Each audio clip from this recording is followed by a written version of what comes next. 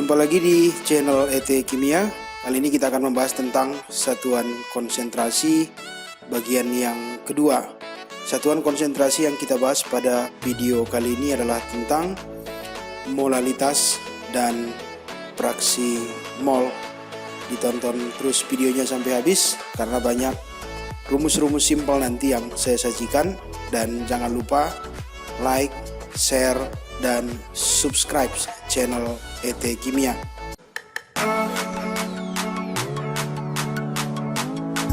Kemolalan atau molalitas adalah konsentrasi yang menyatakan banyaknya jumlah mol zat terlarut yang ditemukan dalam 1 kg atau 1000 gram pelarut.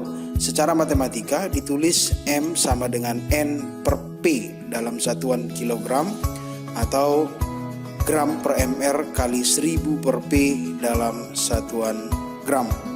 Contoh soal yang pertama, tentukan molalitas larutan yang terjadi bila 24 gram MgSO4 magnesium sulfat dilarutkan dalam 400 gram air.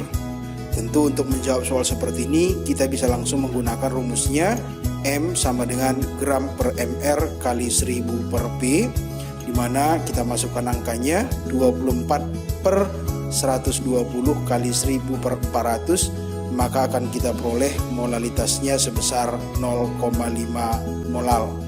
Contoh soal yang kedua, suatu larutan glukosa memiliki kadar 36% massa, maka tentukanlah molalitas larutan yang terjadi.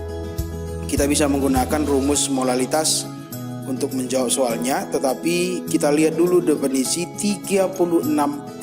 Itu artinya terdapat 36 gram glukosa dalam 64 gram air. Sehingga kita masukkan ke rumus, maka akan kita peroleh M sama dengan 36 per 180 kali 1000 per 64, akan kita peroleh molalitasnya sebesar 3,125 molal. Atau nanti jika ketemu rumus seperti ini bisa menggunakan rumus ET tips, di mana jika diketahui persen massa, molalitas itu langsung persen dibagi dengan mr dikali 1000 per 100 dikurang kadar persennya, sehingga kita bisa masukkan ke rumus M sama dengan 36 per 180 kali 1000 per 100 dikurang 36, maka akan sama kita peroleh 3,125 molal. Contoh soal yang ketiga, untuk mendapatkan larutan NaOH dengan konsentrasi 0,25 molal, maka tentukanlah massa NaOH yang harus dilarutkan dalam 1 liter air. Massa jenis air 1 gram per cm kubik. Untuk menjawab soalnya, 1 liter air itu artinya adalah sebanyak 100 gram, karena massa jenis dari air adalah 1 gram per cm kubiknya, sehingga kita bisa menggunakan rumus M sama dengan gram per mr kali 1000 per P, maka akan kita peroleh 0,25 konsentrasi molalnya tadi sama dengan gram yang ditanya dibagi 40 dikali 1000 per 1000, maka akan kita peroleh jumlah atau gram NaOH nya sebanyak 10 gram.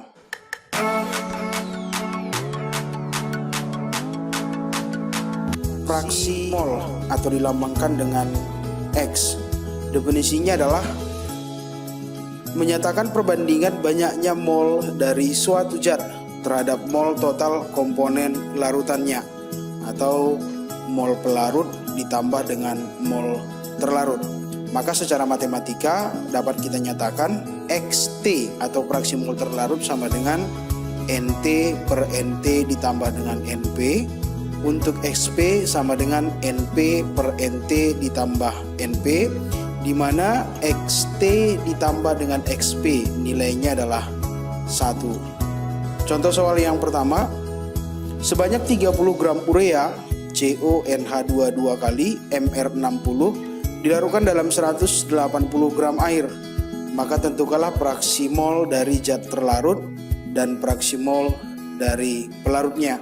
Untuk menjawab soalnya kita bisa menggunakan langsung rumus dari fraksi mol terlarut dan fraksi mol pelarut. di mana zat terlarut sebanyak 30 gram urea dan pelarut sebanyak 180 gram air, sehingga akan kita peroleh mol terlarutnya adalah 0,5 dan mol pelarut adalah 10.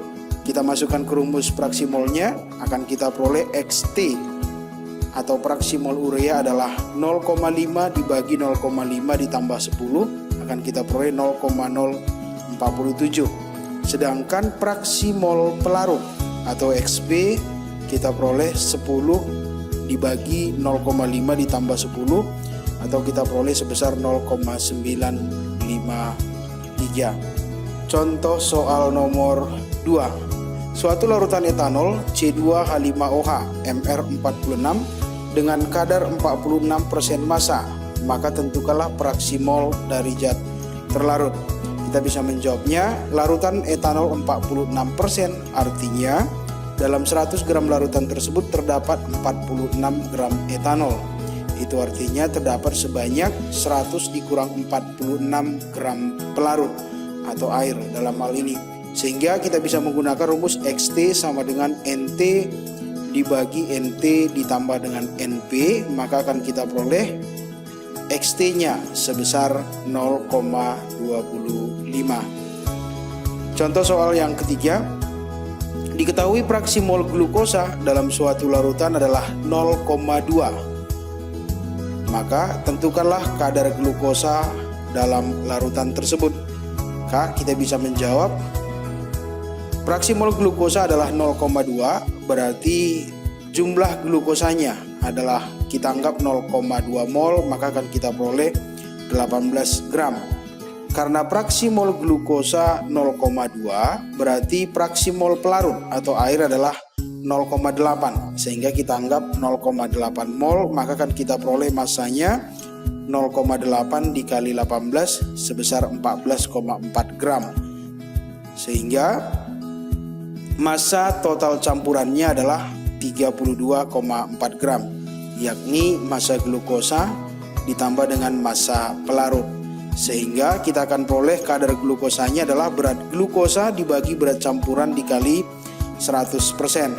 18 dibagi 34,4 dikali 100%, maka akan kita peroleh persen massa glukosanya adalah 52,32. Contoh soal yang keempat. Suatu larutan etanol dalam air memiliki kadar 46% massa per massa. Jika ternyata massa jenis larutan adalah 1 gram per cm kubik, maka tentukanlah molaritas, molalitas, dan fraksi mol dari zat terlarut. Kita menjawab soalnya. Yang pertama, untuk mencari molaritas, kita bisa menggunakan larutan etanol 46%. Itu artinya terdapat 46 gram etanol dan sebanyak 100 kurang 46 gram pelarut atau sebanyak 54 gram. Sehingga untuk mencari molaritas kita bisa menggunakan rumus ET-TIPS. Jika diketahui rho dan persen massa, langsung kita gunakan M atau molaritas sama dengan 10 dikali rho dikali persen dibagikan dengan MR. Maka akan kita peroleh molaritas larutannya adalah sebesar 10 molar. Kemudian yang kedua, molalitas. Maka kita bisa menggunakan rumusnya juga menggunakan rumus ET-TIPS. Jika ada persen massa, maka kita bisa langsung menggunakan persennya, di mana molalitas sama dengan persen dibagi dengan MR dikali 1000 per 100 dikurang kadar persennya. Maka akan kita peroleh molalitasnya sebesar 18,52 molal. Berikutnya yang ketiga, fraksi mol dari zat terlarut.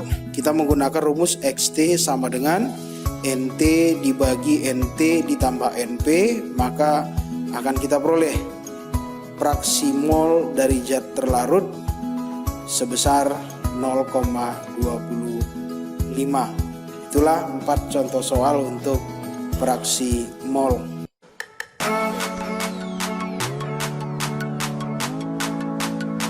Berikut ini saya sediakan 7 soal latihan mandiri, boleh digunakan untuk berlatih sehingga lebih memahami tentang topik satuan konsentrasi yang kedua ini yang membahas tentang molalitas dan fraksi mol.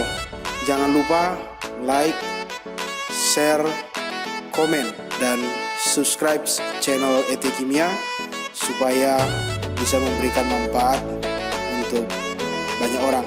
Sampai ketemu pada materi pelajaran berikutnya dan selamat berlatih.